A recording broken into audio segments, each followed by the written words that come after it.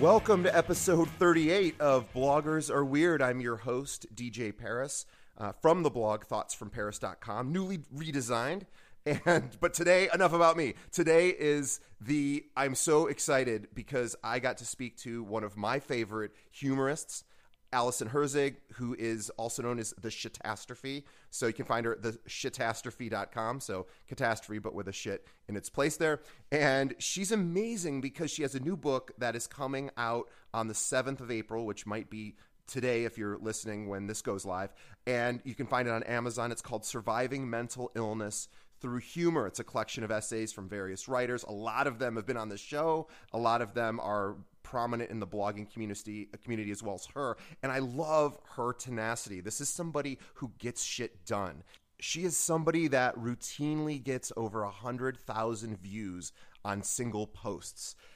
And it will tell you in this podcast how she's done that and what she continues to do to build her brand, how to become a truly successful writer and hit the goals that she is looking to hit. So please listen. It's long, but it's absolutely chock full of great information. So grab a fistful of Klonopin or whatever your drug of choice is. Mine is still just plain 0-calorie Fresca. So sit back, relax, and enjoy.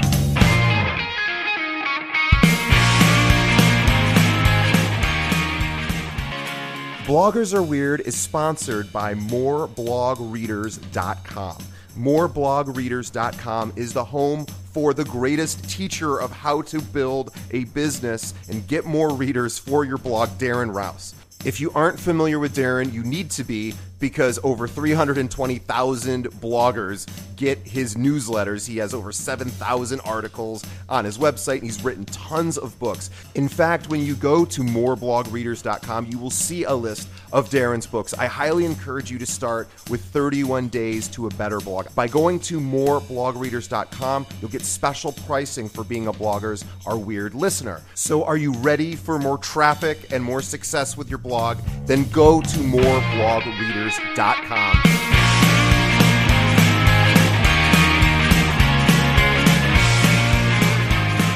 So I love that about Absolutely. You. When I was in college, I needed to find an internship, and it was before the time where, they came to you and were like, oh, here, we want to court this university. I picked up the phone book and called every single company from A, and by T, I found a company that was hiring. And it's great. My parents were like, what are you doing this summer? I was like, well, I spent 2 weeks cold calling and finally got a job. And that was like a launch of my career. It was a huge, win for me. But if I had sat back and waited for somebody to contact me, I'd probably be never have gotten the opportunities that I had and never worked for the major corporations I had. And I think that just kind of taught me that I need to go find my success. It's not going to come to me. And so I've taken that mentality into the blog. I wrote this manuscript, and I found out afterwards I had to write a blog. I had to have a platform, and I had never read a blog before. And so it was kind of crazy. My family and friends were like, what are you doing? I said, well, I'm all in. This is my job. I am 10 hours a day working on this, and if I put in the effort and I kind of benchmark who I feel are the best and strive to get to that level, eventually it will happen. It probably is not going to happen tomorrow, but it'll happen. And I think that's something that a lot of bloggers are starting to realize.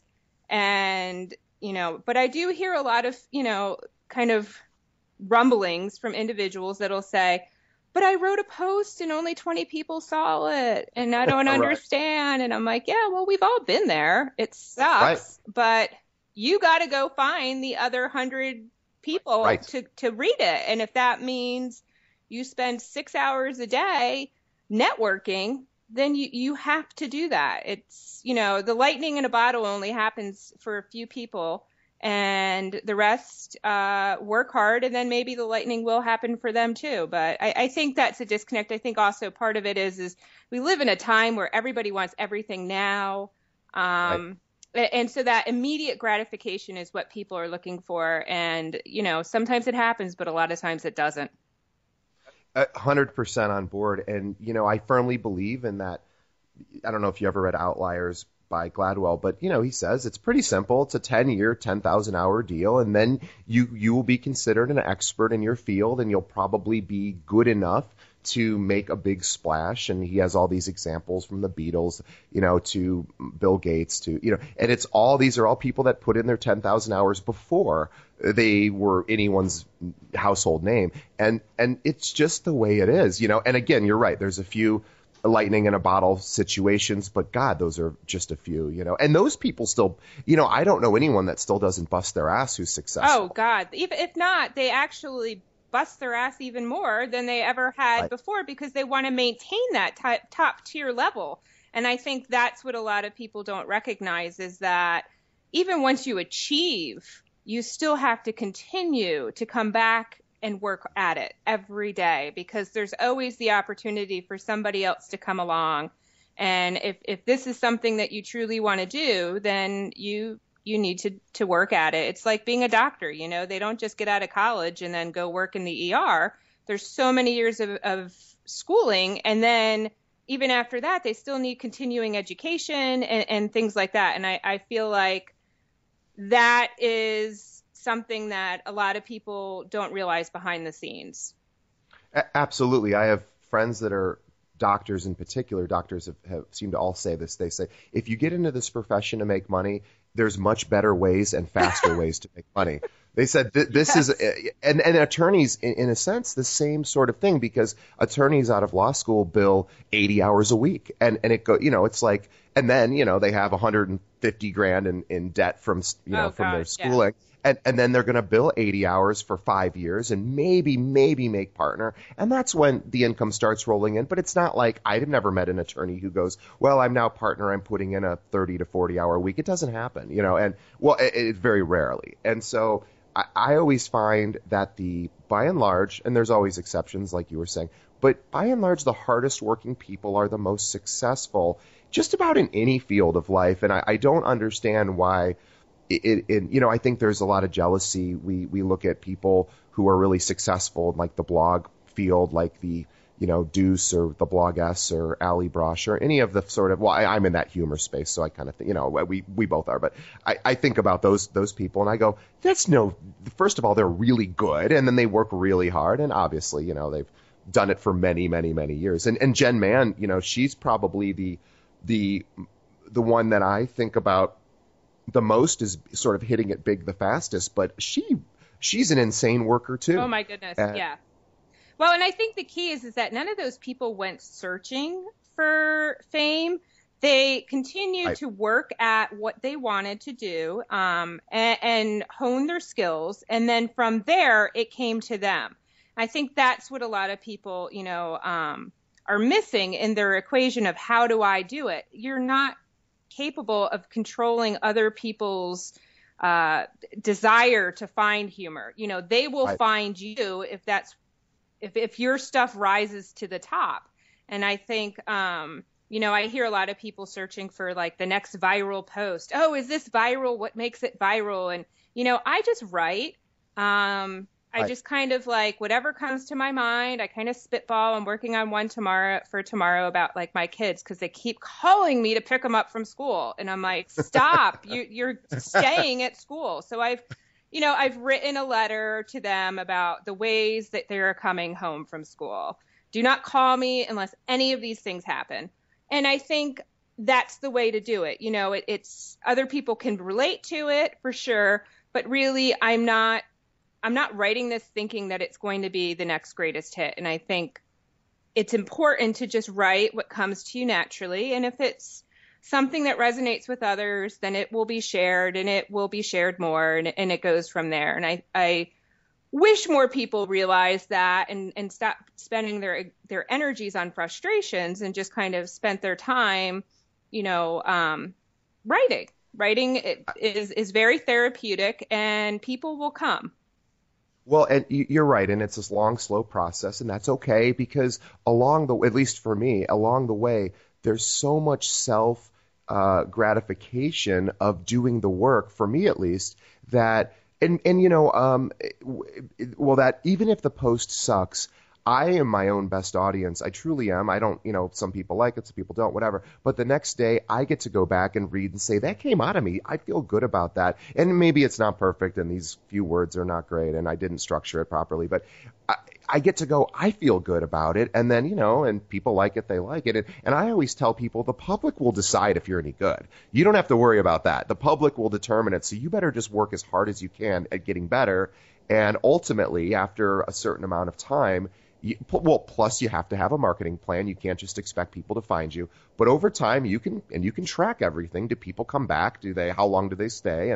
And it's not. I always tell people we overcomplicate it. I say pick a marketing angle. Go via that angle. Write as much as you can, and then let the and then if you want sponsors, go after them and blah, blah, blah. But you're right. Every time I've tried to write for the audience and going, I could see this kind of getting out there and forwarded, it never works that way for me. It's always my least commented, so I just go, screw it. I'm just going to be myself. And the other thing, and I'm sorry I was going to say this earlier, but about going viral, the only thing that ever happened to me that I would categorize as sort of mini-ish viral was Tony Robbins. I wrote a thing about, I had been to a Tony Robbins seminar, which was really, really a wild experience, but I wrote about it and somehow it got to him and he tweeted it out to all of his 3 million or however many Twitter followers he had. So I had about 30,000 people in an hour fire over to my site, which is pretty exciting. I mean, to me, that's big numbers. But the reality of it was 3 days later, it was all back to normal. Yep. And I'd love to say that they all stayed and came back, but they didn't. They forgot about me and moved on, and maybe they didn't like it, maybe they liked it, whatever. But it didn't change my life. and I also have this fantasy of being a verified Twitter account. One of my friends just got verified, and so I'm like, oh my God, that's the thing. And I go, no, it's not going to matter. Nobody cares. I think a couple people care. A couple people, but and a couple people will, but it's not going to magically open up. I'm not going to get, called from Hollywood going, we've got some writing opportunities for you. It's probably unlikely. But if I just put my head down and keep writing, that's reach out. And it's funny. I went and met with, this was my first big exciting experience. A PR firm asked to meet with me because they wanted to figure out if they could do something I could write for their clients or something. And I said, guys, I will write for free. I don't even care. I have a job that I don't need to get paid. I said, I'll get paid down the road. And they looked at me like, why would you not get paid? I said, well, if you want to pay me, that's fine. I will write for free. And they said, God, stop saying that. And it ended up not working out. But I am just so grateful that anyone wants to, consider me, that I'm pretty open to just about anything. But anyway, okay. Oh, by the way, I am speaking with Alyson from TheShitastrophy, which is catastrophe, but put a shit instead. And do we use your last name or no? You can if you would like. Yep. All right. Well, Alyson Herzig, and you and I really spent some time together at the Irma show. Now, I didn't know you had a panic attack. When did this happen? Oh, when you were sitting next to me, I had. Oh, I do remember that. You did. You left. Yes. Yeah. What happened? Tell me about that. Well, let's set the scene for who's listening. So first of all, we were in what did they call it? Well, that was like American Idol, but a pitching for book ideas. Yes. So we were all sitting there, and you could sign up, or was it you had to get picked? You had to get picked, right? You signed like up, randomly. I think you had to register before, and then they put all of our names in a basket, and then they drew out the lucky winner. So right. Most of the people in the audience were prepared and ready to. Right. To pitch their ideas. And then lucky, I think they picked 10, maybe 12 people got up on stage and got to present their ideas to a panel. And on the panel, I believe were 2 agents and possibly like a publisher. It was really quite an opportunity for those of us that have never had had the chance to speak to an agent. Nonetheless, hey, here's my idea, and hopefully you like it so much you're going to want to present my idea to somebody else, and in the end get a book. Yes. Okay. So we were sitting next to each other, and you were furiously scribbling down a pitch because you did not have one prepared, correct? Well, I did have one. The girl next to me did not. Oh, that's Yes. right. I'm sorry. That's right. Okay. But she got picked, so maybe that was it. Maybe I shouldn't have had one ready because then I would have gotten picked. That's how my life works. But because I'm so type A personality, there's no way I could have gone in there without having it, bullet pointed and highlighted out. So I knew that this was going to be a trigger for me. I do suffer from panic attacks, and one of my major issues is public speaking. So I kind of psyched myself up, and I said, you know what? The only way to face this fear is to get in there and do it. And I have always said to myself, I will not allow my issues to stop me from moving forward. And I'm just going to do it. I'm just going to do it. And so as I sat in that audience, hoping that my name gets picked because, wow, what a great chance, I became more and more anxious. And, if I had been picked number 1, I probably would have been fine. But as we were sitting there and it was, number 8 and number 10, and I was watching the people who went up, and some of them were so funny and had great, pitches. And I truly then started to question myself, thinking, well, what the hell am I doing here? This is bad. And full disclosure, I completely popped a Xanax before I went in there because I knew. And I started thinking I probably should have taken 2 of those. I was next to you. We were chatting, and I have rarely been in the company of somebody who was that. You were extremely nervous, and I didn't get it because I was like, but you're so fun and cool, and who cares? And these are,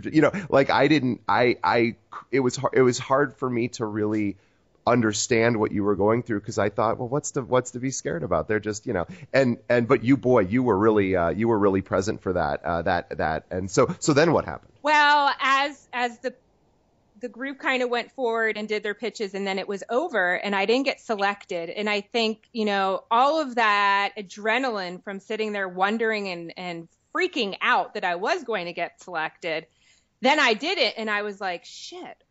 You were devastated. I remember. I was really upset. And in hindsight, it's probably so good I didn't get selected, because if I had gotten on that stage, I don't know what the hell I would have said. Probably not any of my notes, and I would have been a bumbling fool. And instead of being remembered, for my fantastic pitch, I probably would have been remembered for puking on the stage. So it's best I didn't get picked. But at the time, I didn't have that retrospect, and I was just kind of so crestfallen. I got up and left, and I thought, I'm done. I'm going home. And so I had already, of course, I had paid for the hotel room and all this stuff, and I went back to the hotel room. And I went to the desk and I said, I need to check out. And they were like, well, you're already paid. It's a $75 fee. I said, that's fine. Whatever. I'm done. I got to go home. And I went to my room. I packed my stuff up. I didn't say anything to anybody because I was kind of embarrassed, I have to say, that I had worked myself into such a furor over this simple little thing and allowed it to impact me. So I didn't even call my husband. I got in my car and started driving home. It's about a 4-hour drive from where the IRMA conference was. And I called him about halfway home because I knew he was going to say, what are you doing? You've been looking forward to this. And so I called him, and he's like, and exactly said, are you serious? Turn your car around and go back. And I said, no, I'm not. I have to come home. I have to come home. And he spent a good 30 minutes trying to convince me all of the reasons why I needed to turn the car around and come home. But I purposely did not call him until I was halfway home, because then point of no return. It was, yes. I thought he's going to convince me and I'm going to go back, and then I'm going to feel like an even more bigger idiot. So I went home, and then the next day I was like, what the hell did I do? I let this opportunity slip through my hands. Even though I wasn't selected to speak, I could have at least gone and introduced myself to these agents. I could have, I was Monday quarterbacking. I could have done this. I could have done that. And I thought, God, I allowed my panic to dictate my actions. And that is something I have really tried to never allow happen. And I was disappointed with myself. And so, I sat down and wrote a post about it and kind of, just said, because people were like, where did you go? I'm like, I went home. And, and they're like, oh, okay.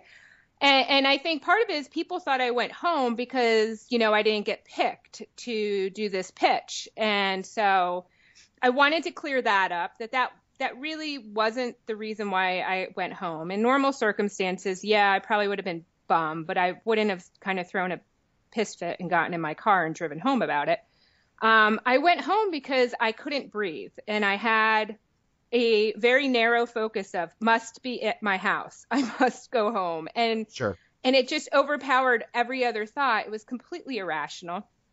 So, and I had never really spoken about my panic with anyone. I mean, obviously my family knows, but friends and people didn't realize that I had this. And so I felt like I owed it. I owed it to myself to finally come out of the closet and explain what caused me to basically throw a shit fit and get in my car and drive home. And I hit publish, and I kind of was a little freaked out about it because I thought, well, I do funny and I write about, crap my kids do or funny thoughts about masturbating tools or, completely irrelevant, non-deep topics. And so I hit publish, and I thought, well, this is one of the most raw things I've ever put out there. And I have to say, like, my cell phone blew up with people I know contacting me like, oh my God, I had no idea. And here have you, people trying to reach out and give me helpful advice. And then online, I had all of these individuals who have followed my humor, which I think, is so one-dimensional, and all of us have so many different layers to us, then saw that there's more to me than just, the girl that cracks jokes about, balls. So I was like, oh, okay, you have it too. And I started realizing how predominant it is, or just mental illness in general. And Jessica Azar is the first person who contacted me online. And she said, I just wanted to reach out. I read your story, and God, I just felt like I needed to contact you and tell you that I have had some similar situations happen, and I suffer from bipolar. And so this really resonated with me. And I kind of was like, oh, okay, thanks. And didn't really think much of it. And then like a day later, we started talking a little bit more. And, in that interim, probably 50 other people had reached out to me, and me and Jess were just discussing it. And I kind of was like, this is really bizarre that, my humor's not what is drawing people to me, but my revelation that I basically threw a total fit at a conference is. And Jess said, Alyson, you have the opportunity with your platform being what it is now to really impact people. And I thought, oh my God, she's right. We should do this. There's so many people, that myself included, that feel like they're so alone in these situations. And we all have stories to tell. And the theme through everyone's story is always that feeling of aloneness, and that nobody can understand you. And the reality is that you're not alone. Sure, in the exact moment you feel it, but really there is a network of love and friendship and community that want to be there for other people. I think it's just human nature. And yeah, it's a funny thing, because our biggest fear is that people will run away. Yes. And if we're vulnerable and honest and intimate, the rub is that people are more likely to walk away if you're not that way. And if you do have the courage to say what the rough stuff, the hard stuff, then that by sort of default, for most people, again, for healthy, normal people, And I don't suggest you do that with anyone and everyone. You find people who you trust, but those are what endear people to it. That deepens intimacy and friendship. And I have my therapist told me that 6 years ago, and I said, yeah, but guys don't talk like that. And she goes, no, guys who you know don't talk like that to you. Mm-hmm. And she said, why don't you give it a shot and see what happens? And as I started finding the courage to talk about things that were going on in my life that maybe I wasn't proud of or that were really difficult or scary, I found that my friends who I've known forever started opening up about their lives, and I didn't ask them, and all of a sudden I went, oh my God, this is so true. But it is the scariest thing in the world. So to be honest about things we're embarrassed or ashamed of is so incredibly difficult. But as you said, all you have to do is find the courage to do it. And then what you usually find is, I really, I had a misperception of people or the world or myself, and things are okay. Exactly. It was, I would rather tell a silly story about, I don't know, shit in my pants than Me too. than to stand and be judged about, a issue such as mental illness. And I think, the news has helped propagate the belief that, these crazy things happening in the world are because people have mental illness. And I think the reality, though, is that is a very small percentage of people, and that really there are 25% of individuals that suffer from mental illness in the world. And, those people that do suffer do it silently Sure. often. And I think because if you do speak out, people then put you in this category with the issues that you see across the evening news at, the top leading story. So-and-so did this and killed these people. And the reality is that's not the situation. However, I don't want to detract from those stories, but there is typically an element of illness in it, but more often than not, it's because they're untreated. And Exactly. I feel like, if the 25% of the world stood up and said something altogether, first of all, it would be more commonplace and accepted. And second, those 25% would then seek help. Right. And, it took me a long time to seek help. It took kind of a moment after I had my children to finally go to the doctor with screaming kids, and I was about to lose my mind. And I basically was like, I don't know what the hell I'm doing. This is horrible. And, but I had 10 years before that of just kind of saying, oh, well, I just won't talk to people. Right. I'll just not get up and give a presentation at my job because it's going to make me nervous. Which clearly is not, avoidance is not the way to go. And I wish more people spoke out, and I'm starting to see more people speaking out, especially with the celebrity deaths that have occurred in the last year. There has been more awareness of it. I feel like, you are starting to see a glimmer of hope that people are recognizing there is not enough mental health facilities in this country. There is not enough doctors to treat those that need it. Insurance is an issue. Some people don't have any mental health insurance. We have one story in our anthology about an individual that sought out help and was told he was not sick enough. So I'm hopeful that things will change, but I'm not sure the government is going to be the one to do it. I think what's going to happen is that people hopefully start this dialogue amongst themselves, and hopefully our anthology, and I know there's some other great ones coming out next year that have the ability to open up the dialogue amongst the common man and say, it's okay to talk about it. It happens. There's a prevalence of it, and we need to do something, and you shouldn't be ashamed of it. I think it's been hard to get to this point, though. I think you're right. And the great part about the internet is for people seeking community is that there, by and large, are communities for a lot of people suffering from all hosts of issues, whether it's social anxiety or bipolar or schizophrenia or anything, really. And the nice part about it is even if somebody's not ready to bring it out into the public light, at least anonymously, you can still go places and find something. And I always tell people that that is a great step one.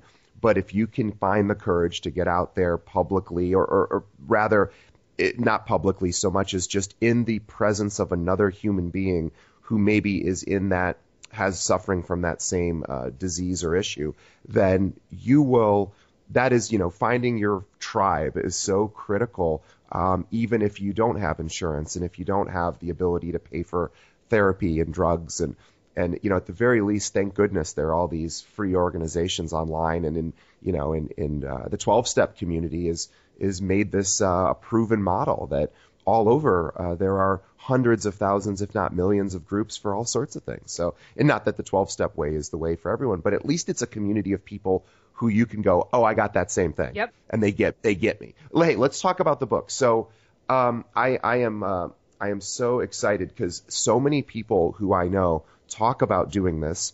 You talked about doing it, and I should have submitted, and I didn't. So next time I'm coming in for sure. But tell me about, well, first, what are you going to read for us today? Well, first, let's just give a quick understanding of the book, and then let's read from it. Okay. Well, it is an anthology that was created, with 35 authors came together and kind of share their darkest moments of their mental illness. And so we bridge anxiety, PPD, which is postpartum depression, bipolar. There's a little bit of something for everybody. And the details, oh my goodness, the bearing of souls when you read some of these stories are really, I have to say, and I'm not an easy crier. I'm very closed off, very East Coast mentality. Some of them did bring me to tears.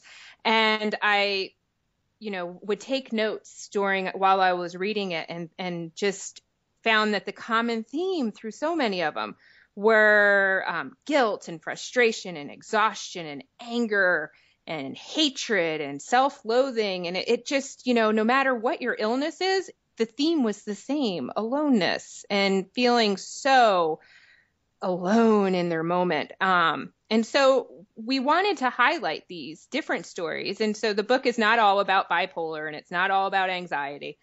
There's a little bit of something for everybody. And the other issue, though, is that as a humorist, from, my blog is predominantly humor, I have had the opportunity to meet other humorists and have seen that a lot of us kind of have various mental health issues. No question. And I think that's that yin and yang that you get, you get somebody that kind of covers up their mental health concerns with talks about crapping their pants or, finding funny in an inane moment. And well, you're so right. I mean, I never had true social anxiety as defined by, the DSM-4, but when I was younger, I somehow got it into my head that I was unattractive to women when I was very little. I remember first grade thinking, well, I'm just too ugly. A girl would never, and I don't think first graders really mostly think like that, but I thought, well, that's just my lot in life. So I was terrified of speaking to girls in any sort of way that might, my deepest fear, realize my deepest fear, which would be they reject me and confirm that I'm worthless or ugly or whatever. So until I was, and I can, I think this would make an interesting post, but until I was 21, I could not talk to women in any sort of other way other than cracking jokes, because cracking jokes were safe and easy. And I studied it for so long because it was the only way I felt that I could communicate. I could not show my true self because they would reject that. That was my thought.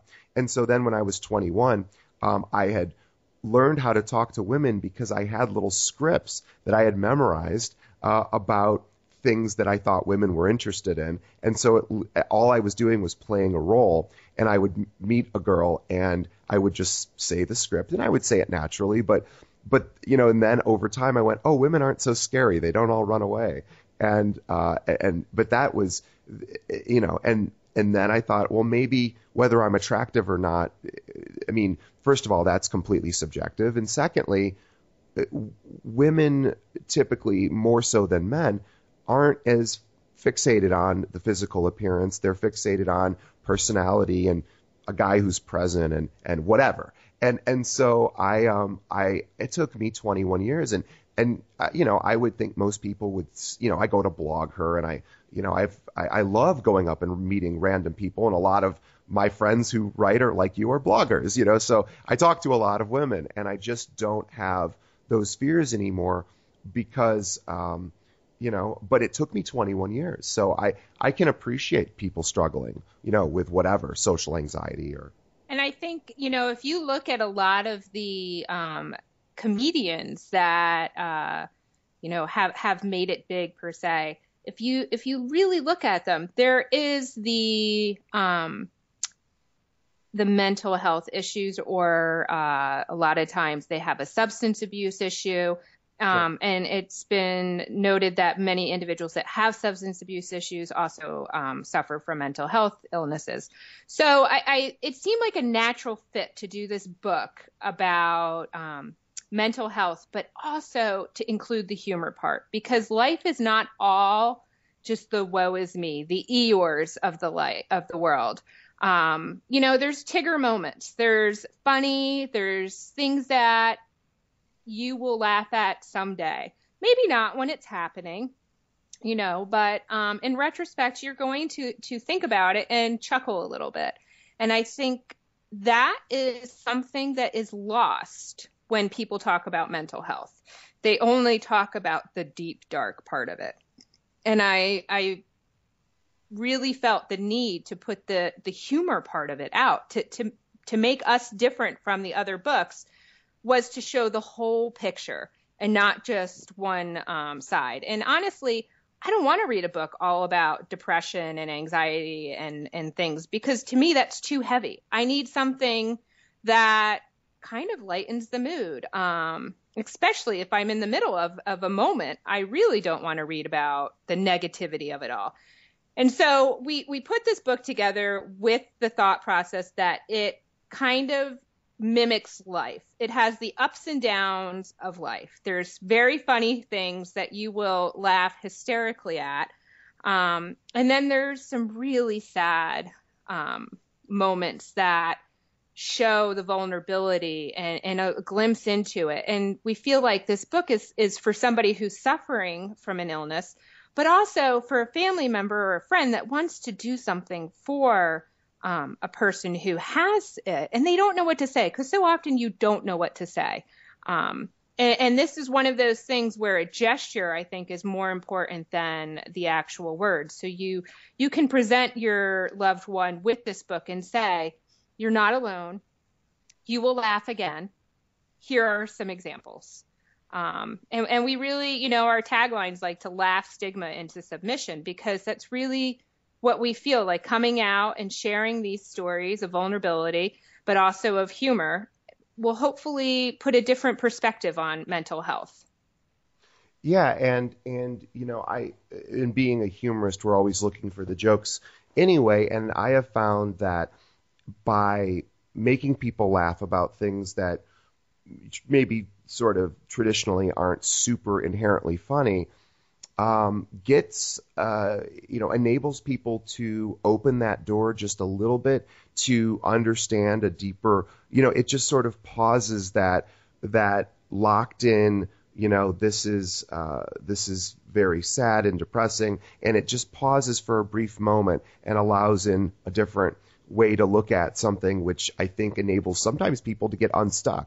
I think like when you were sitting there and you were, and I'm sure this didn't you no good at all, because you were very, very nervous at that book pitch, and I would cracked a few You jokes. did. And You did try to make me laugh, and I did laugh, I have to say. no, you did, and I just it was just so funny to me, and I obviously not to you, but I thought she's so well liked, she's so normal and cool and whatever, and I just thought, oh gosh, in her mind this is very scary, and the reality of it is like, we've all been there, and it's funny because all of our friends always go, it's like if somebody has a lot of self-hatred, I always say, well, okay, ask your closest friends who know everything about you, who really know the dark stuff, ask them what they think about you, and then realize if more than one of them, if more than two of them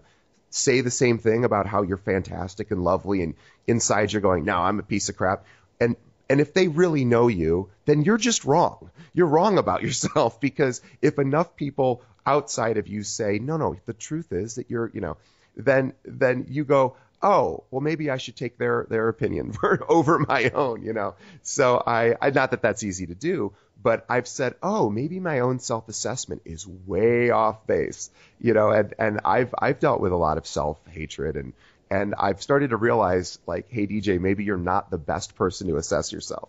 You're absolutely right, though. I mean, yeah. I think at least myself, I kind of get stuck in the mantra of, like, I'm not good enough, or Sure. I'm going to screw this up, or I'm going to puke on the stage. And so, it's like on a repeat tape. It just kind of keeps going Sure. in my mind. But I think, to your point, if you ask others and then you hear all of these positive things back, it's time to rework your tape, but it's not the easiest thing. And I think age has given me some perspective. Right. The person I was at 22 is very different from the person I am today at 39. So I jokingly say, oh, I'd love to be 25 again, but honestly, I wouldn't. I would just love to be maybe young 25, as in, kind of having the ability to go out all night and exist on 4 hours of sleep. But I would never trade the years of wisdom that I have gotten in perspective. And I think many people are like that, like you said yourself as well. But yeah, and I just always I really like that message of, like, I sort of formed it from the blog. S talks a lot about mental illness and her own issues, and she, I think, I don't know if she still suffers from depression, but she has in the past, and her line is depression lies.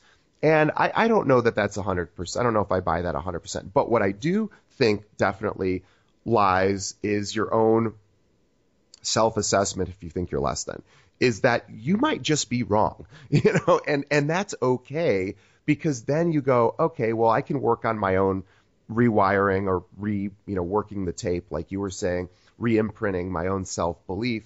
But along the way, I can go, well, my friends know me pretty well, and they're not crazy.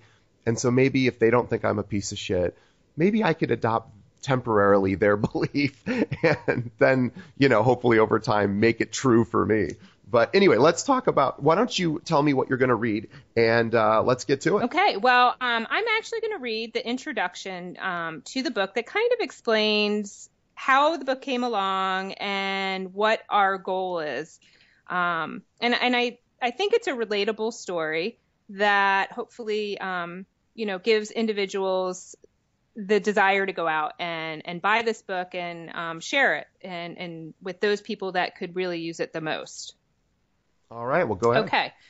The vase slipped through my hands, crashing to the floor, shattering into pieces. I stood frozen, looking down at the destruction, unsure which way to step. The wrong move would result in a deep cut. The only option was to take a large, ungraceful step and pray I didn't land on a sharp edge. I didn't have time for this today, though there never is a good time, is there? Frustrated and angry, I bent down and picked up the shards of glass. They were scattered into the far corners of my kitchen, hidden under the cabinets, lying in wait for days or weeks until I would unexpectedly step on one. The pain would sear through my limb, the annoyance at having again failed at a task. I could scream. but I won't scream. I will fight back the tears, the hurt, the anger, and move on, because this is what I do. I have no choice but to compartmentalize my emotions. My life is a lot like the vase that broke into a million fragments. For so long it was beautiful, held together perfectly, created by the hands of another. It had purpose. There was a reason for it, but then it shattered in one moment. There had been cracks for years, but I ignored them. As much as I wanted to paint a picture of my strength and capability, the reality is I was one fumble from disaster. I had spent decades of my life filing the anger, embarrassment, pain, and hatred into the back recesses of my mind until there were no longer any corners to hide the thoughts in. The anxiety and panic came in pounding waves. I lay in a fetal position, unable to breathe. Each breath was painful and worse than the one before. My mind had betrayed me. I had worked so hard to bury the worry because I was told I had to. There was no choice. I had kept all the pain inside. Years of hyper-awareness and no one to confide in left my psyche fragile. I felt so alone. Who would understand? If I began to peel back my armor and show myself, would anyone be there to hold me? To help me? Was I just being weak? At 38 years old, I finally took down my shield and shared my story. It was a relief when I hit publish. Maybe it would help people realize I am not who they thought I was. My shyness is based upon my own insecurities. Part of me wanted to explain my actions to those who know me and have been near me when my panic and anxiety takes over. I felt I owed it to them. The first person to contact me after sharing my story is the co-creator of this anthology, Jessica Azar. We did not know each other before, but were introduced through the wonderment of social media. She shared with me her personal struggles with her own illness, bipolar. I no longer felt so alone. Someone else understood my issues and offered me a shoulder to lean on. Jessica and I have forged a tight bond and invite you to join us in our quest to destigmatize mental illness. We hope that as you read this book, you will realize you are not alone. In the pages of this book, you will find others who have shared the same feelings of worthlessness, exhaustion, anger, and loneliness. You will read their words and understand how they saw suicide not as an end-all, but as a way to save those who love them more than they could love themselves. I hope you find solace in realizing there is help, and you are more than the sum of your actions. Unlike any other book you will pick up about mental illness, you will also find humor amongst these pages. You will smile, nod, chuckle, and laugh out loud at the stories others have shared. As you know, mental illness is not all just lows. There are moments of laughter sprinkled in. It is the ability to find the funny in times we don't expect it that will help you become whole again. We have woven the humor pieces amongst the mental illness essays in a manner that mimics life. You may go from the high of laughing at the unfortunate circumstances of one writer to feeling the deep pain and heartache of another. This is life, the ups and the downs. Just like the broken vase, there are many fragments to us, and individually they are useless. But when you take the time to glue them together, you may find a new beauty and purpose. Thank you for taking the time to read our book, and may you find comfort in knowing you are not alone. All of our authors have selected a local charity whose purpose is to help others with mental illness. Our goal is to pay it forward because every person is worth it. Awesome. And when is the book coming out? What is the, do you have I believe you have the date. I do. It is April 7th. And where can people find the book? They will be able to, you can go to Amazon and download an ebook, but also a paperback copy is available. And iTunes and Barnes & Noble Nook, as well as if you go to the survivementalillness.com, you can order it through there as well. Gotcha. So that is something that I certainly can relate to. I imagine many of these stories. I probably know many of the people who have read. So I am very excited because I love reading about people's truth, you know, and I always I started out with my blog just writing funny things, and then I started going through a divorce, and then things weren't so funny, and I decided, well, I can at least try to write about this in an honest way, and you know, maybe throw a few jokes here and there, and that's when all of a sudden my readership picked up, and I just can relate so well to the idea of people being able to share they're difficult stuff. And so I love the fact that you put this together. And I imagine it gives a lot of people, a lot of writers, a medium to do this where maybe it doesn't fit neatly into their blog currently. And yes, there's quite a few people who have their stories have been shared other places, but not on their blog because they feel that it doesn't go with the theme. They're all about humor, and so they don't want to kind of muddy the waters. And so this has become a great outlet for them to finally tell the whole story.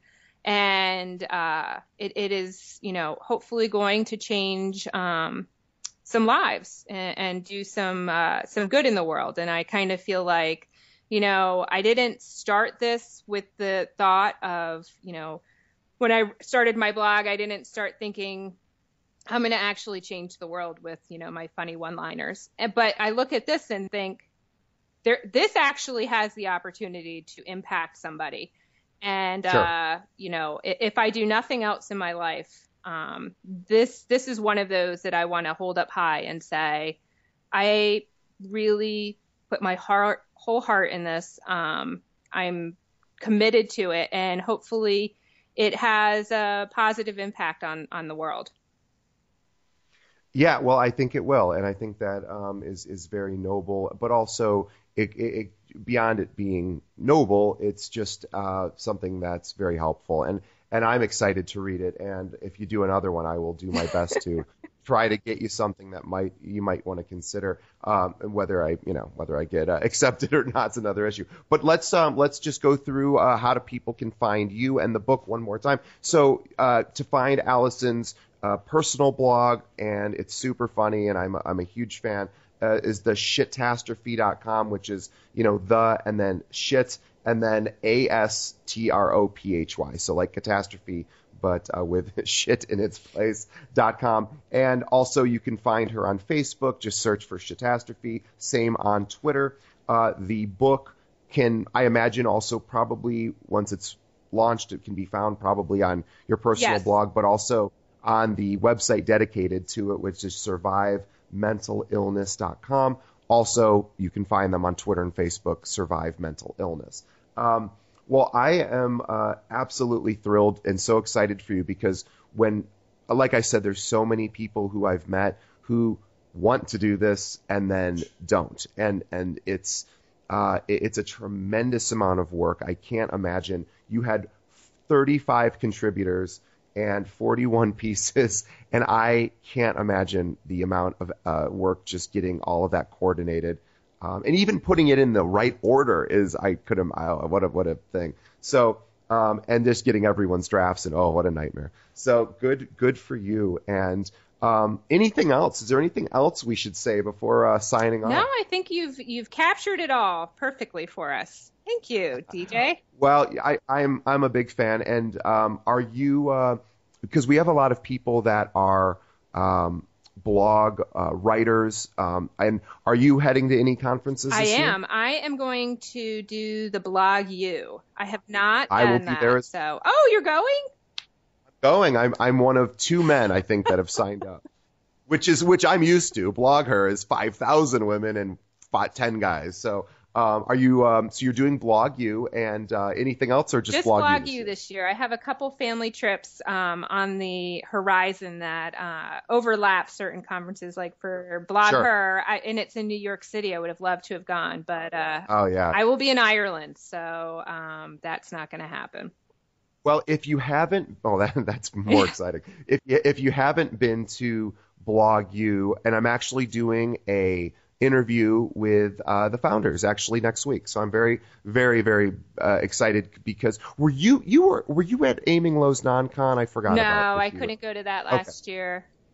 Yeah, well, it was a few years back, but anyway, that was very similar to what Blog U has kind of tried to accomplish. So if you're a writer, a blogger, it doesn't even matter if you're a blogger. If you're a writer, it's a very small, intimate group of very good. In fact, Jill, Scary Mommy, is one of the keynotes.